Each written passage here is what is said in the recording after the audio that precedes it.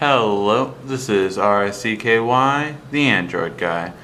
Alright guys, so today I just want to show you a brief layout of how the Windows 8 RT experience is right when you turn it on. And a couple of things, you have your email right here, which would either be a Hotmail or Outlook or some type of email. You have your contacts right here, which you can sync with different accounts, and how you would do that is basically at the top it will tell you what you can sync. So Microsoft and Facebook come kind of loaded with it. Of course you have to link up your Facebook, and then how you get to it is you touch the top part right here and it brings you up. Since I have signed into a Windows 8 device before, it automatically asks me if I also want to sign into Gmail, which is another account you can sign into. And to add an account is right here, and then you can select between these. So you can do Outlook, LinkedIn, Google, Twitter, and Hotmail. These are the different accounts you can add on, and I'm sure we'll see more in the future, but these are just the native ones for right now. Alright, the cool thing is you can also see, change your own picture if you want, and update your Facebook status right here, all notifications and everything like that, and all these pictures that you don't want to see of me. So there's that. Let's go back. And you can also see what's new on Facebook. So let me actually go back so I can show you guys, make sure you saw it. And there's a what's new section right here, and that's all your Facebook. And so then from here you can kind of see all the updates that have been going on for your Facebook and everything.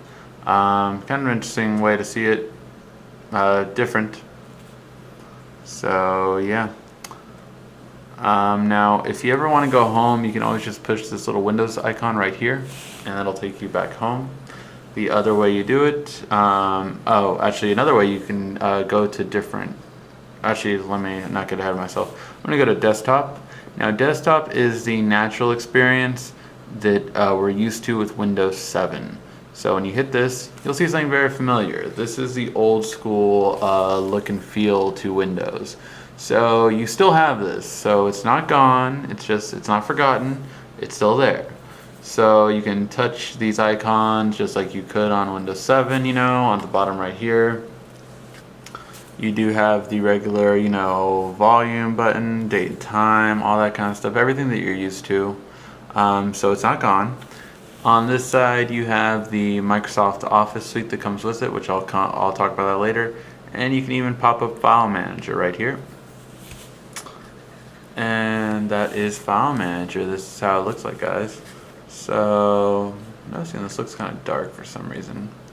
But you can definitely see that, you have a really nice kind of layout there. You have documents, pictures, music, videos, all that stuff. So you have a lot of stuff to take a look at here. Creating new folders.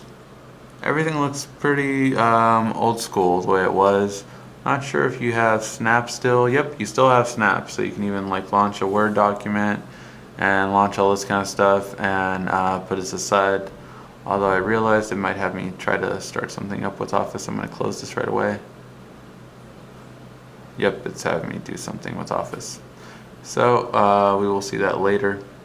But yeah, just so you can see, you can still even snap. Now the other way to go home, besides this button right here, is actually just swiping from the right. And what that does is it brings up this bar right here, which is search, share, start. Oops, I hit the share button. So search, share, start, devices, and settings. So the start button takes you back to the start menu. So that is your start button. On the desktop, it is no longer at the bottom left. To get to the start button, you either push this icon right here or right here. Now the other thing you should know is how you actually go between these apps that we've opened up. And the answer is you go from left to the middle. And that'll basically bring up the different apps that you've opened up. So These are all the different apps I've had open. And I'm just going to go back by hitting start. Okay. Now, messages is kind of interesting.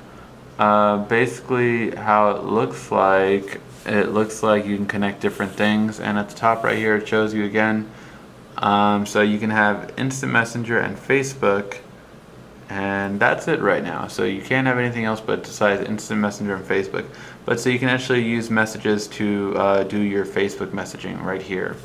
So again, a little unique, a little different in comparison to how we normally use things, but it's all made to be simpler. You have your calendar right here, and it's just going to be your calendar. Let's see if I can figure out how to make a new appointment. Oh, you have your day and your week right here, and new appointment right here. So you can just make a new appointment like that. So very simplistic in its layout. Let's go back. We have pictures, we have weather, we have Internet Explorer, we have Maps, which is supported by Microsoft, of course, so it's Bing Maps. We have News, we have SkyDrive, which is all your online storage. So you get about 7 gigs free from Microsoft of online storage, and as you see, I have pictures, music, videos, and documents. So these are all online, and I can connect it to it. As we slide down, remember I haven't installed anything yet just for this purpose. We have Bing right here, we have games, we have camera. So let's take a look at the camera actually because I'm curious to see how good it looks. Yes, allow. And let's see. Wow, the camera looks really clear, guys. Definitely really clear. Let me turn my little Android guy around here, and we're gonna check out how the back camera looks. So change camera right here, and let's see if this tilting is pretty accurate on how it does the whole. Yeah, so pretty accurate on everything. The color is really faded though, actually I noticed. Color is very faded. That could be because of all the lighting, but just one thing I noticed. And so the